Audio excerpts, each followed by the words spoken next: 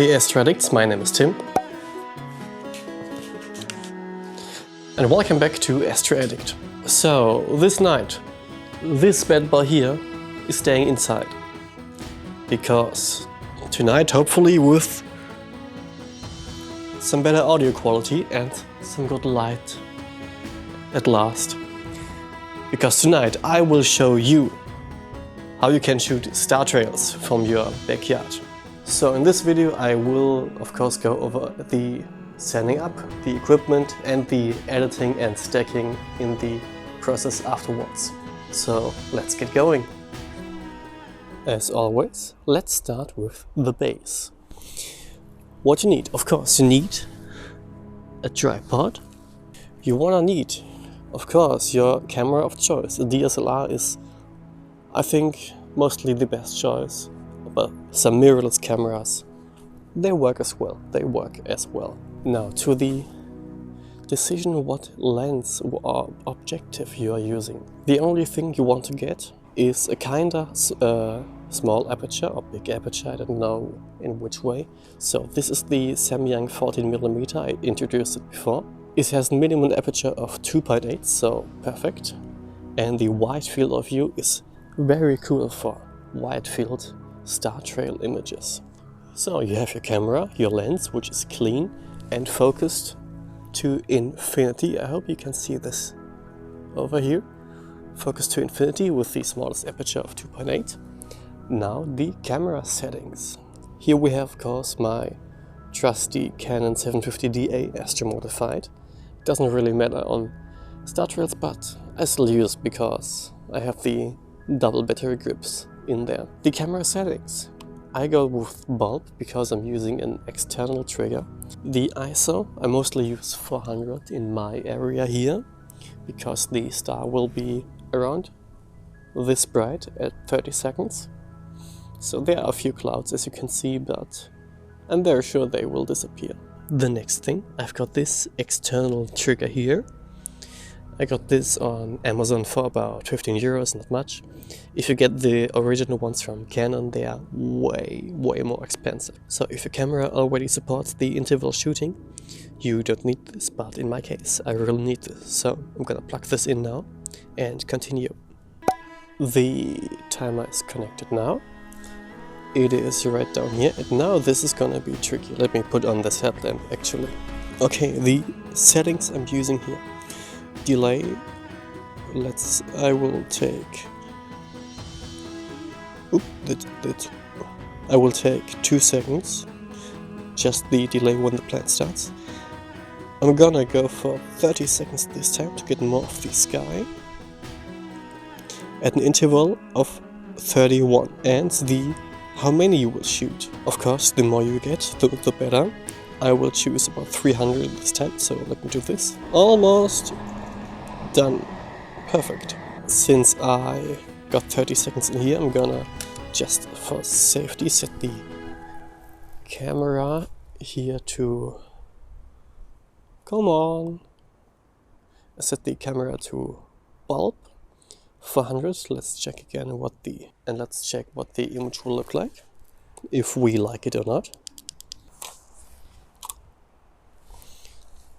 So first image done. Let's stop this if I hit the button right. I did. Perfect. So the image looks like this. I will zoom in to get the stars for you here. These I call some round stars, even in a 30-second exposure. Of course, it's 14mm, but this is very good. And now, I pretty much like this angle. The Polaris is right over this way, so they're gonna create trails around here. And let's get going. 3, 2, 1. Check. Some other things you may want to look out if you want to shoot star trails. The stars themselves are pretty nice in the image, but if you get a nice foreground, that's even better. So maybe a tree with the top right on the Polaris, a lake which the star trails will be mirrored in. Always good. Even a building, a church, anything. The foreground in a good star trail image is very important. I don't have this here in my backyard, but let's focus on the stars, right? So now I'm gonna wait these 300 images each 30 seconds. It's gonna take some time, but it will be worth it. Maybe a small little addition I've seen on Instagram, if you haven't followed me on Instagram yet.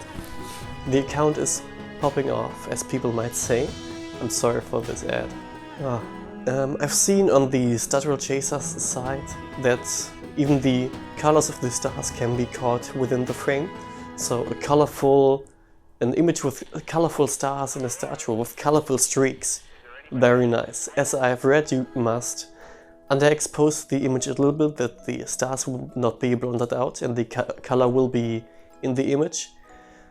Unfortunately, over here, bottle 8, I will not get any color in the stars. Okay. Hopefully, good audio. I will wait for these trails to finish. And let's jump to the editing process. Welcome to editing. If I sound sick, it's because I am.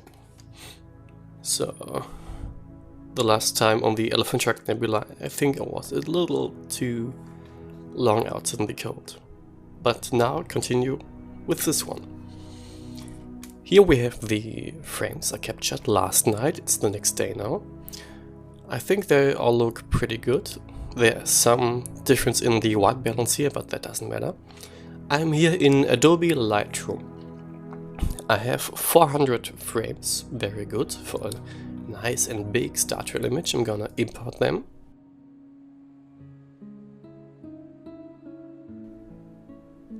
Okay, the images are loaded in. I will choose one of these and go to the Develop tab. Maybe not this one with the airplane in it. Wait a second. We can take this one. So here you can see the tree in the backyard and the roof of the neighbors.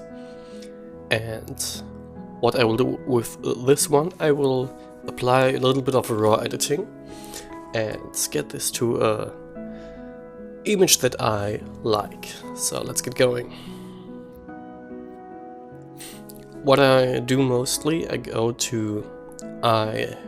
choose the white balance. In this case, it's at 200 Kelvin. I don't know if the white balance is measured in Kelvin, but let's go with this. I choose automatic, and then I use this as a base to adjust to my liking, because it's pretty good at the start here. So I really don't like what it's done to this one here. I often use the clarity and the dehaze feature. They are pretty nice. The blacks are pulled way down. I don't think that I should pull them this far down. The image itself in the stacking process later will get way brighter. So let's compensate for that. I think I like these settings. I'm gonna go and remove the chromatic aberration and the lens and apply the lens correction for my Samyang. I can now see a little bit of a vignetting around here, even too much, so I'm gonna pull this down. That looks about right. Nothing more. Maybe some sharpening and some color. So let's look at these stars. As you can see, as we zoom right in, you can see the stars trailing, because 30 seconds, even zoomed in, you can see that 30 seconds are too much for a wide field lens. Come on, zoom in here. Obvious trails in the stars, but that's how we want it. Polaris, right over here. Where is it? Ooh.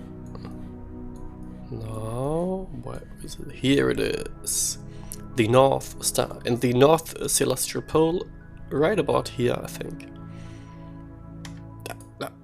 I don't know Lightroom well enough yet. How do I...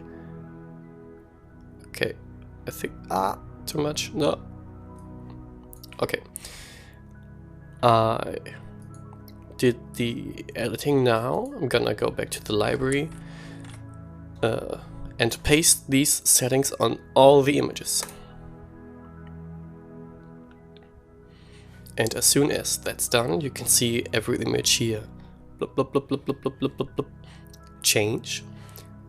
And now to the most time-consuming part. Not the most boring part, the most time-consuming part. Exporting.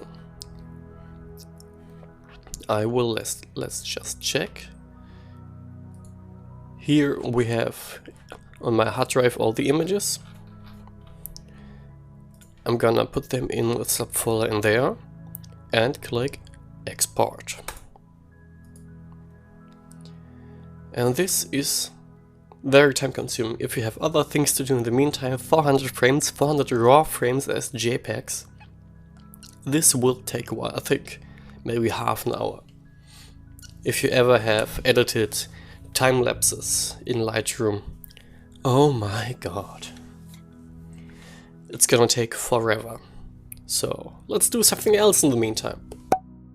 Okay, all the images have been exported into JPEG files.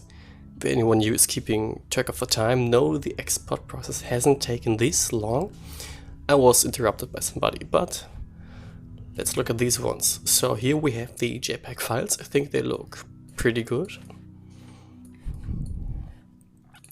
And the thing is now, the most boring thing of all, the most annoying thing of all.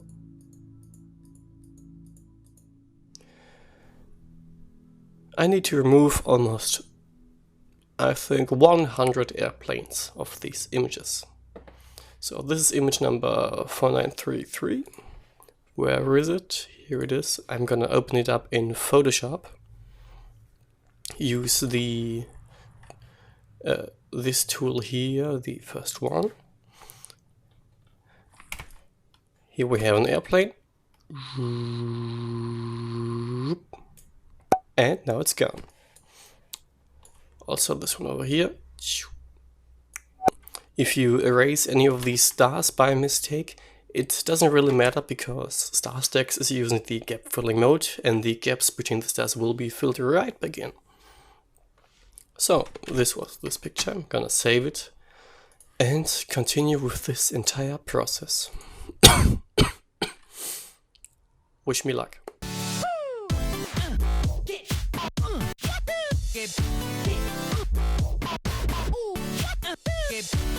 Okay, the airplanes are removed finally. It took very long. This is one of the bad things to live near the city. And the next thing, these frames are looking pretty good right now.